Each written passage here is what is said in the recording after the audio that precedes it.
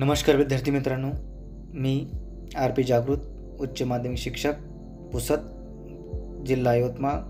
विद्यार्थी मित्रांनो, आपण इयत्ता 12वी विषय अर्थशास्त्र यामधील प्रकरण 7 राष्ट्रीय उत्पन्न याचा अभ्यास करत आहोत। तर यापूर्वीच्या तासिकेमध्ये आपण राष्ट्रीय उत्पन्नाच्या संकल्पना ज्यामध्ये GDP, GNP, NDP, NNP या चारही संकल्पनांचा सविस्तर अभ्यास केलेला आहे।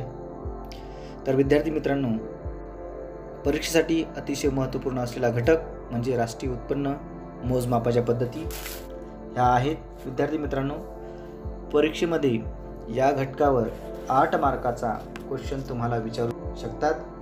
तर यामध्ये तुम्हाला राष्ट्रीय उत्पन्न मोजमापाच्या पद्धती सविस्तर स्पष्ट करा। कधी कधी तिन्ही पद्धती विचारले जाऊ शकतात, तर कधी एक पद्धत सविस्तरपणे विचारली जाऊ शकते। त्यासाठी या घटकाकडे काळजीपूर्वक लक्ष द्या। तर विद्यार्थी मित्रांनो, आज आपण राष्ट्रीय उत्पन्न मोजमापाच्या पद्धती ह्या पाहणार आहोत। राष्ट्रीय उत्पन्न मोजत असताना प्रामुख्याने 3 पद्धतीचा विचार केला जातो, ज्यामध्ये उत्पादन पद्धत, दुसरी उत्पन्न पद्धत आणि तिसरी खर्च पद्धत। या 3 पद्धतीचा विचार करून राष्ट्रीय उत्पन्न मोजलं जातं। तर आजच्या तासिकेमध्ये आपण उत्पादन पद्धत या घटकाचा सविस्तर अभ्यास करणार आहोत। विद्यार्थी मित्रांनो, उत्पादन पद्धत म्हणजे काय? तर देशात एका वर्षाच्या कालावधीत जेवढ्या काही वस्तू आणि सेवा निर्माण होतात तेवढ्या वस्तू बाजारभावाने मोजल्या जातात। जसं राष्ट्रीय उत्पन्न समितीनं केलेली व्याख्या आपल्याला आठवतेच। त्यांनी असं सांगितलेलं आहे की एका विशिष्ट कालखंडात देशात निर्माण होणाऱ्या सर्व वस्तू व सेवा यांची दुहेरी मोजमाप न करता केलेलं मापन म्हणजे राष्ट्रीय उत्पन्न होय। म्हणजे देशाचं उत्पादन मोजत असताना कोणतीही वस्तू डबल काउंटिंग होणार नाही याचा विचार करून उत्पादन पद्धतीनं देशाचं राष्ट्रीय उत्पन्न मोजलं जातं। तर या पद्धतीला दुसरं नाव आहे मालसाठा पद्धत। म्हणजे एक ती उत्पादन पद्धत म्हणून ओळखली जाते आणि दुसरी म्हणजे मालसाठा पद्धत म्हणून देखील ओळखलं जाते। तर या पद्धतीनं राष्ट्रीय उत्पन्नाचे मापन करण्यासाठी उत्पादनावर लक्ष केंद्रित केले जाते आणि उत्पादन हे अर्थव्यवस्थेतील वेगवेगळ्या क्षेत्रातून त्या उत्पादनाची माहिती मिळवली जाते। यासाठी अर्थव्यवस्थेचं एक शेती क्षेत्र असेल, शेती क्षेत्रापासून मिळणारं उत्पादन त्याच्यावर लक्ष केंद्रित केलं जातं। खाण व्यवसाय असेल, एक सेक्टर आहे। त्याचबरोबर यांत्रिक उत्पादन असेल, छोटे मोठे उपक्रम असतील, वाणिज्य असेल, दळणवळण असेल, इत्यादी सर्व क्षेत्रापासून मिळणाऱ्या उत्पादनाची बेरीज करून त्याचं बाजारभावानुसार मूल्य काढलं जातं। प्लस याच एका आर्थिक वर्षात देशात जेवढ्या काही प्रकारच्या सेवा उपभोगल्या जातात तर त्या सर्व सेवांचं मूल्य लक्षात घेऊन राष्ट्रीय उत्पन्न मोजलं जातं। तसं आता राष्ट्रीय उत्पन्न हे उत्पादन पद्धतीनं मोजत असताना प्रामुख्याने 2 पद्धतीनुसार राष्ट्रीय उत्पन्न मोजलं जातं। त्यातील पहिली पद्धत आहे अंतिम वस्तू पद्धत आणि दुसरं आहे मूल्यवर्धित पद्धत। तर अंतिम वस्तू म्हणजे काय?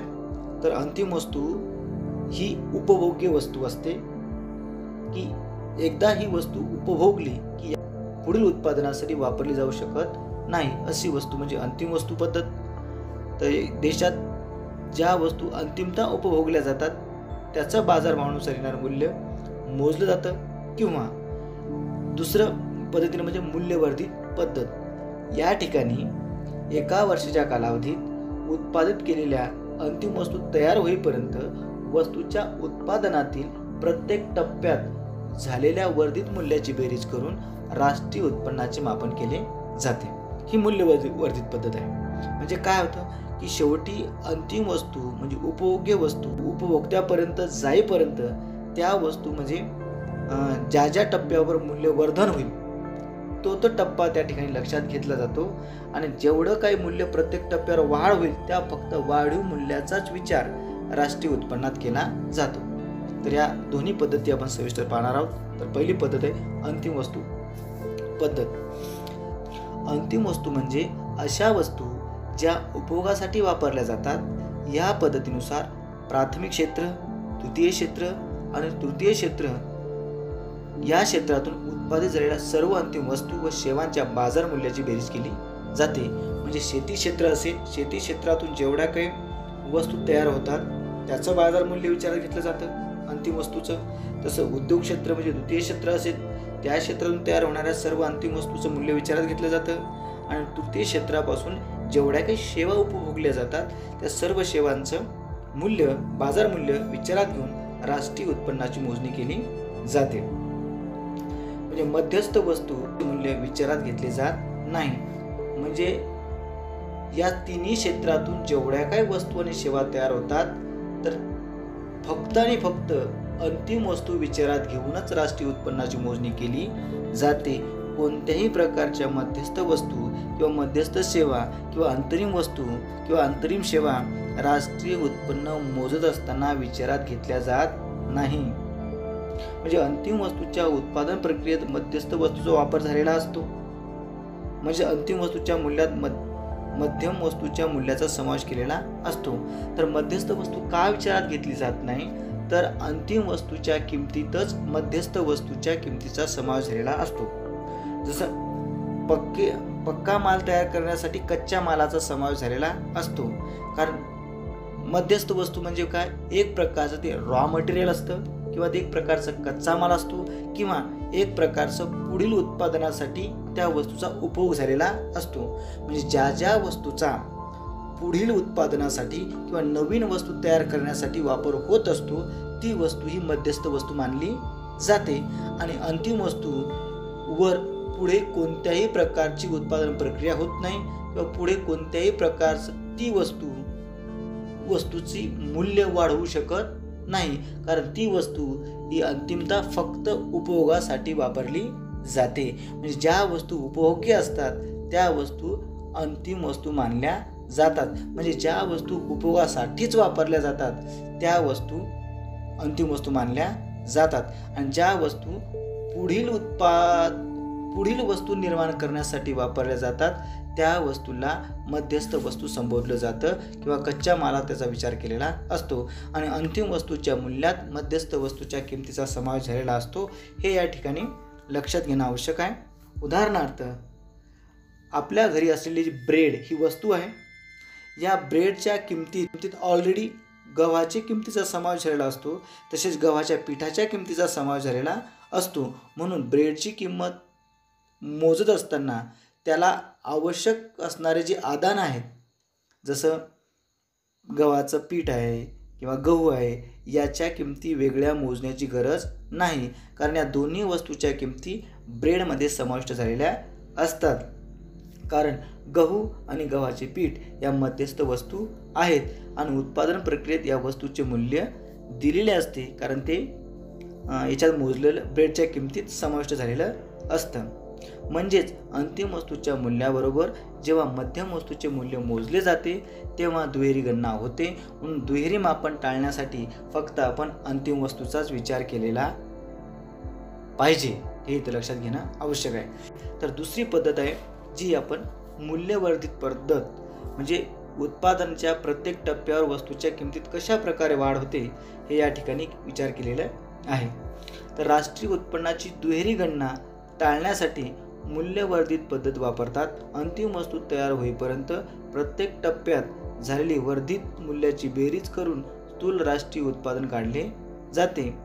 आता म्हणजे या ठिकाणी काय असतं की उत्पादनाचा जेवढे काही टप्पे असतात, समजा आपल्याला शर्ट तयार करायचा आहे, मग शर्ट तयार करण्यासाठी एकदम शर्ट तयार होतो का, तो विविध टप्प्यातून शर्ट तयार होण्याची प्रक्रिया असते. मग उत्पादनाची प्रक्रिया काय, पहिले कापूस तयार होतो, शेती क्षेत्रातून कापूस तयार होतो, त्या कापसापासून सूत तयार होतं, सुतापासून कापड तयार होतो, कापडापासून शर्ट तयार होतो. म्हणजे यामध्ये एक टप्पा कापसाचा आहे, दुसरा टप्पा सुताचा आहे, तिसरा टप्पा कापडाचा आहे आणि चौथा टप्पा शर्टचा आहे. म्हणजे एकदम शर्ट तयार होत नाही. शर्ट ही अंतिम वस्तू आहे.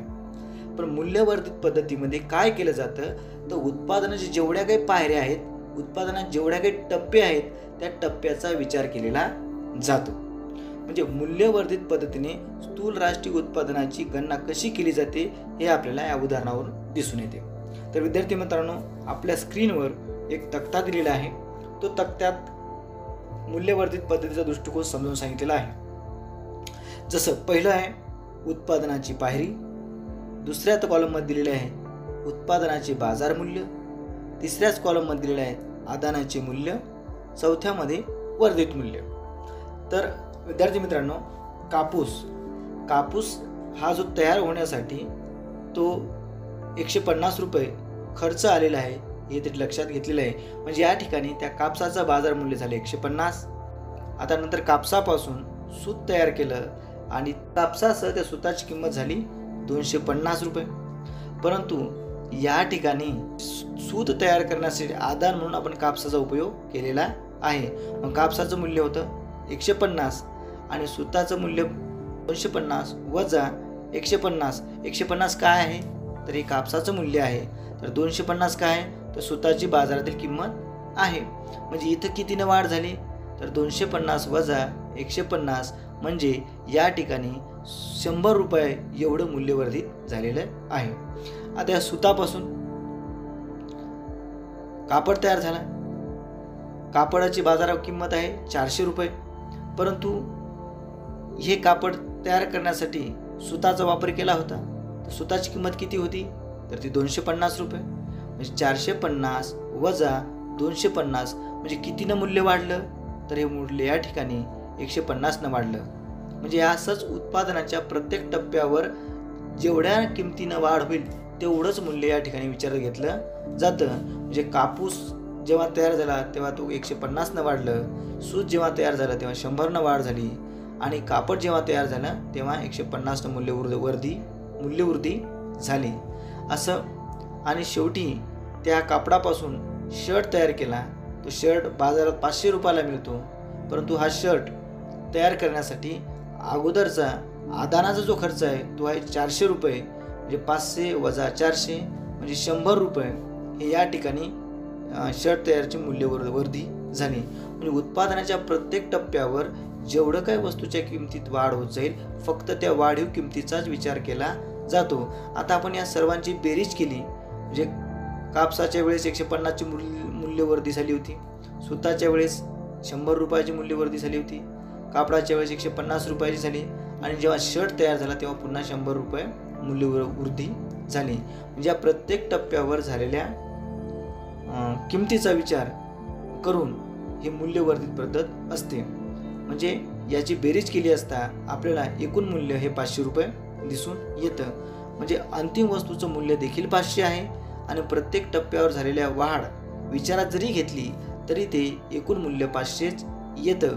म्हणजे राष्ट्रीय उत्पन्न मोजत असताना एक तर आपल्याला अंतिम वस्तूची किंमत जी की 500 आहे किंवा प्रत्येक टप्प्यावर त्या वस्तूची झालेली मूल्यवृद्धी लक्षात घेऊन आपल्याला राष्ट्रीय उत्पन्न मोजता येतं. म्हणजे दोन्ही पद्धतीनं जरी राष्ट्रीय उत्पन्न मोजलं तरी ते सारखंच येतं.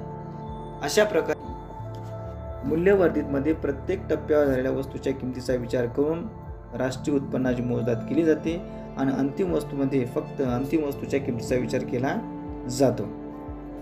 तरी उत्पादन पद्धतीनं राष्ट्रीय उत्पन्न मोजत असताना आपल्याला कोणकोणत्या प्रकारच्या दक्षता घ्याव्या लागतात त्या दक्षता काळजी घ्यावी लागते. कारण दुहेरी गणना टाळण्यासाठी ह्या दक्षता घेणं आवश्यक आहे. तर चला तर मग त्या दक्षता बघू. उत्पादन पद्धतीने राष्ट्रीय उत्पन्नाचे मापन करताना घ्यावयाची दक्षता. पहिली, दुहेरी गणना टाळण्यासाठी फक्त अंतिम वस्तू व सेवांचे मूल्य मोजले जाते. म्हणजे कोणत्याही प्रकारच्या मध्यस्थ वस्तू विचारात घेतल्या जात नाही. हे महत्त्वाचं इथं आहे. दुसरं, शेतकऱ्याने स्वतःच्या उपयोगासाठी वापरलेल्या वस्तूचे मूल्य अंदाजे काढले जाते. म्हणजे स्वतःच्या उपयोगासाठी उत्पादित केलेल्या वस्तूच्या मूल्याचा समावेश राष्ट्रीय उत्पन्नात करावा लागतो. कारण काय होतं की आपण जे उत्पादन बाजारात येतं त्या उत्पादनाची मोजणी करतो, परंतु बरेच शेतकरी आपल्या स्वतःच्या उपयोगासाठी काही उत्पादन हे घरीच काढून ठेवतात. म्हणजे ते बाजारात येत नाही. मग अशा वेळेस त्या शेतकऱ्यानं स्वतःच्या उपयोगासाठी जेवढ्या काही वस्तू घरी ठेवल्या असतील त्या सर्व वस्तूचं मूल्य अंदाजे विचारात घ्यावं लागतं. ही दक्षता घ्यावी लागते. तिसरी दक्षता घ्यावी लागते, राष्ट्रीय उत्पन्नाच्या अचूक अंदाजासाठी बाजार किमतीत समाविष्ट केलेला अप्रत्यक्ष कराची रक्कम वगळली जाते. तसेच काही वस्तूसाठी शासनाने दिलेली अनुदानाची रक्कम मोजावी लागते. बाजार किमतीत शासनाचा कर समाविष्ट असतो. म्हणजे शासन बऱ्याच वस्तूच्या उत्पादनावर GST लावते. मग GST ही राष्ट्रीय उत्पन्नात धरली जात नाही. कारण GST म्हणजे काय, तर ते एक प्रकारचं हस्तांतरित उत्पन्न असते. म्हणजे कोणत्याही प्रकारच्या हस्तांतरित उत्पन्नाचा समावेश राष्ट्रीय उत्पन्नात करू नये. पण GST लावल्यामुळं काय होतं, तर वस्तूच्या किमती वाढतात. म्हणजे आपल्याला असं दिसतं की देशाचं राष्ट्रीय उत्पन्न वाढलेलं दिसेल, पण खऱ्या अर्थानं GST खऱ्या अर्थानं राष्ट्रीय उत्पन्न वाढलेलं असतं का, नाही. तर ते वस्तूची किंमत वाढल्यामुळं वाढलेलं दिसतं. कारण ती किंमत कशामुळे वाढलेली असते, तर शासनाने लावलेल्या करामुळं. म्हणजे शासन जो एक प्रकारचा अप्रत्यक्ष कर लावतो त्याच्यामुळं वस्तूची किंमत ही आपल्याला वाढलेली दिसते. म्हणून शासनानं लावलेला कर हा राष्ट्रीय उत्पन्नातून वगळला जातो. आणि या वस्तूसाठी जर शासनानं काही सबसिडी दिली असेल किंवा अनुदान दिलं असेल, मात्र ते उत्पादनात मोजावं लागतं. उत्पादनात ती रक्कम मोजावी लागते. म्हणजे कर वगळायचा आणि अनुदान किंवा सबसिडी ही राष्ट्रीय उत्पन्नात मोजली जाते. लक्षात घ्या, राष्ट्रीय उत्पन्नाच्या अचूक अंदाजासाठी बाजार किमतीत समाविष्ट केलेली अप्रत्यक्ष कराची रक्कम वगळली जाते. तसेच काही वस्तूसाठी शासनाने दिलेली अनुदानाची रक्कम मोजावी लागते.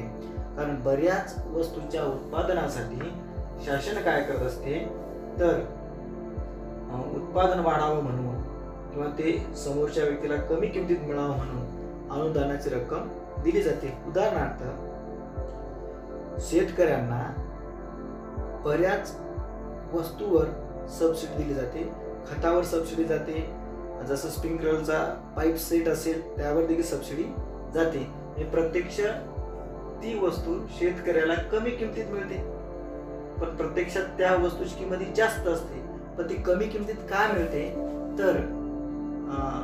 तर शासनानं त्या वस्तूवर सबसिडी दिलेली असते.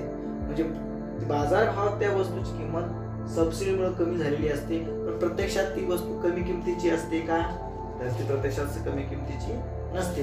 म्हणून खरी किंमत लक्षात येण्यासाठी आपल्याला शासनानं दिलेलं अनुदान हे राष्ट्रीय उत्पन्नात समाविष्ट करावं लागतं. म्हणजे कराची रक्कम वगळायची आणि अनुदानाची रक्कम समाविष्ट करायची, हे या ठिकाणी दक्षता घ्यावी लागते. चौथी दक्षता आहे, राष्ट्रीय उत्पन्न मोजताना वेगवेगळ्या वर्षातील वस्तूच्या किमतीतील बदलाची दखल घ्यावी लागते. कारण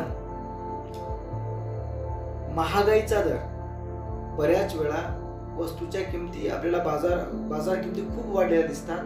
पण त्याच्या मागचं कारण काय असते, तर वस्तूच्या बाजार किमती का वाढतात, तर महागाईचा दर, इन्फ्लेशन रेट हा वाढलेला असतो. म्हणून वस्तूच्या किमती, उत्पादन वाढलं म्हणून राष्ट्रीय उत्पन्न वाढलं की वस्तूच्या किमती वाढल्या म्हणून राष्ट्रीय उत्पन्न वाढलं, यातील खरा अंदाज येण्यासाठी आपण राष्ट्रीय उत्पन्नाची मोजदाद करत असताना एखाद्या मूळ वर्षाशी त्याची तुलना करून राष्ट्रीय उत्पन्नाची मोजणी करत असतो. पाचवा आहे निर्यात मूल्य मिळवले जाते आणि आयात मूल्य वगळले जाते.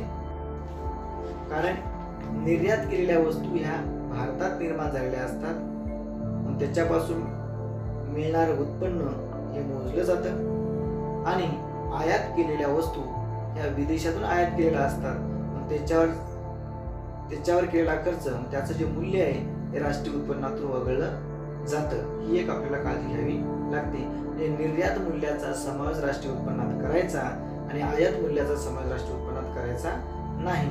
या दोघांची जी वजाबाकी असेल ती इथं त्यातून येणारे उत्तर हे आपल्याला राष्ट्रीय उत्पन्नात समाविष्ट करावं लागेल. सहावा आहे भांडवली वस्तूची झालेली झीज, घसारा मूल्य राष्ट्रीय उत्पन्नात मोजू नाही. कारण जेव्हा आपण निव्वळ राष्ट्रीय उत्पन्न ही संकल्पना पाहतो तेव्हा आपल्याला भांडवलाची झालेली झीज ही राष्ट्रीय उत्पन्नातून वगळावीच लागते. तरच आपल्याला राष्ट्रीय उत्पन्नाचा आकडा तरच आपल्याला राष्ट्रीय उत्पन्नाचा खरा अंदाज बांधता येतो. 7वं दक्षता आहे, जुन्या वस्तूची खरेदी विक्री राष्ट्रीय उत्पन्नात मोजली जात नाही, कारण ते चालू वर्षातील उत्पादन नसते. आपण फक्त एका वर्षात निर्माण झालेल्या वस्तू आणि सेवांचा विचार करतो.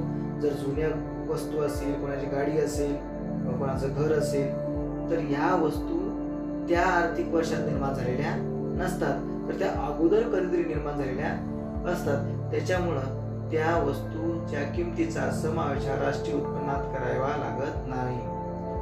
अशा प्रकारे ह्या 7 प्रकारच्या दक्षता आपल्याला घ्याव्या लागतात. म्हणून अविकसित देशात मोठ्या प्रमाणावर उत्पादन पद्धतीचा वापर करतात. उत्पादन पद्धतीने राष्ट्रीय उत्पन्नाचे मापन करताना अनेक अडचणी येत असल्यामुळे या पद्धतीची विश्वासार्हता कमी आहे. भारतात या पद्धतीने शेती, खाणकाम, हस्तव्यवसाय, यांत्रिक उत्पादन या क्षेत्रातील उत्पन्नाची मोजणी केली जाते. पण उत्पादन पद्धतीने वाहतूक, वाणिज्य आणि दळणवळण क्षेत्रातील राष्ट्रीय उत्पन्न मोजले जात नाही. म्हणजे सर्वच क्षेत्रात राष्ट्रीय उत्पन्नाची मोजणी करण्यासाठी या पद्धतीचा वापर होत नाही. अशा प्रकारे राष्ट्रीय उत्पन्न मोजण्याची ही उत्पादन पद्धत आहे, ज्याच्यामध्ये आपण अंतिम वस्तू आणि मूल्यवर्धित पद्धत याचा विचार केलेला आहे. धन्यवाद.